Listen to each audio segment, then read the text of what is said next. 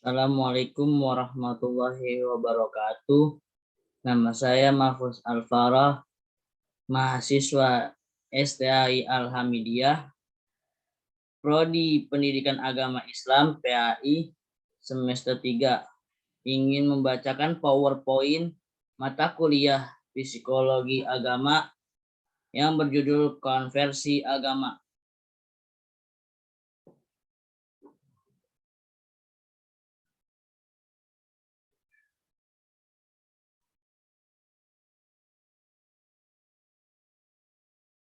Konsep konversi agama.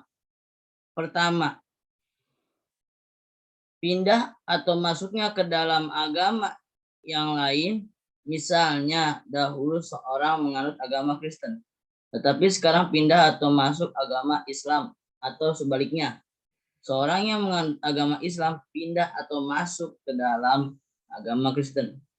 Yang kedua, perubahan sikap keagamaan dalam agamanya sendiri. Dalam konteks ini, konversi agama menunjukkan perubahan sikap seorang terhadap agamanya sendiri. Perubahan atau pergantian sikap seorang ini disebabkan oleh adanya masalah dalam agamanya. Hal ini menunjukkan peningkatan di dalam pemahaman atau pengalaman seorang terhadap agamanya. Misalnya, seorang tidak taat melaksanakan amalan-amalan agamanya, tetapi setelah terjadi konversi agama atau perubahan sikap pada dirinya, ia menjadi taat dalam melaksanakan agamanya dan meninggalkan tradisi-tradisi keagamaan yang ada dalam agama. Karakteristik konversi agama. Yang pertama, terjadinya perubahan arah dan pandangan hidup atau keyakinan seorang terhadap agama yang diyakininya, sehingga ia merubah pandangan hidupnya dengan cara pindah atau masuk agama yang baru.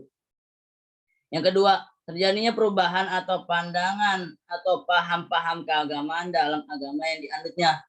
Yang ketiga, terjadi perubahan arah atau pandangan hidup itu secara mendadak atau secara berproses. Yang keempat, perubahan yang terjadi pada individu dipengaruhi oleh kondisi badaniah, kejiwaan, dan lingkungan atau disebabkan petunjuk ilahi. Bentuk konversi agama. Yang pertama, tipe volisional atau perubahan bertahap.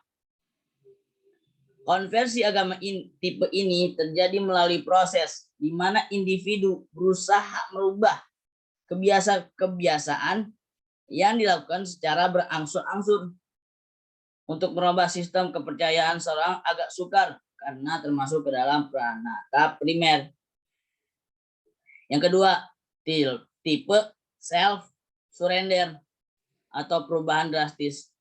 Konversi agama tipe ini terjadi secara tiba-tiba. Biasanya perubahan sikap keagamaan tipe self-surrender tidak melalui proses yang lama atau panjang. Bisa terjadi dengan seketika, baik proses perubahan sikap individu terhadap agama orang lain maupun perubahan sikap individu terhadap masalah-masalah yang terdapat dalam agamanya. Faktor pendorong terjadinya konversi agama. Yang pertama, faktor intern. A. Faktor kepribadian. Tipe kepribadian penyedih sering dilanda konflik dan frustasi yang dapat menimbulkan keraguan-raguan, kebingungan, was-was, dan kebimbangan jiwa yang mendalam. Seperti mengasingkan diri atau uzlah, bertapa, bahkan konflik jiwa ini bisa menyebabkan terjadinya konversi beragama bagi pelakunya. Faktor pembawaan. Anak sulung dan anak bungsu biasanya tidak mengalami tekanan batin. Anak-anak yang kelahiran pada urutan antara keduanya sering mengalami stres jiwa. Kondisi yang berdasarkan urutan itu banyak mempengaruhi terjadinya konversi agama. Dalam diri individu selalu terjadi pertentangan batin, misalnya pertentangan antara baik dan buruk, cinta dan benci, dan sebagainya. Faktor ini turut pula terjadi konversi pada agama para individu. Konflik kejiwaan, ketegangan perasaan. Misalnya mereka tidak mampu membiayai keluarganya, diberhentikan dari pekerjaan atau PHK. Dan ada pula karena faktor keretakan keluarga, diusir oleh keluarganya. Yang kedua, faktor etren. A. Faktor keluarga. Keretakan keluarga, ketidakserasian keluarga, kelainan agama, kesepian, kesulitan seksual, kurang mendapat pengakuan kerabat, dan lainnya. Penyalurannya dengan cara minuman keras, berandalan, berjudi, berkelahi, bahkan perbuatan-perbuatan yang membawa mereka kepada konversi agama. B. Lingkungan tempat tinggal. Seorang yang tinggal di lingkungan yang baru atau belum dikenal, ia merasa hidup sendiri, tidak ada teman atau kenalan, sehingga ia merasa kesepian. Selain itu, lingkungan tempat bekerja individu berpengaruh terhadap jiwa dan kinerjanya. Apalagi karyawan yang bekerja pada pimpinan berbeda agama, menyebabkan karyawan bersangkutan tidak tenang, gelisah, dan resah. C. Perubahan status dan peranan. Misalnya terjadi perceraian dalam sebuah keluarga, dikeluarkan dari sekolah atau perkumpulan, dan sebagainya. Perubahan status dan peranan itu dapat memicu timbulnya konflik kejiwaan pada individu bersangkutan. Di satu sisi, kondisi kejiwaan seperti itu menjadi individu broken home.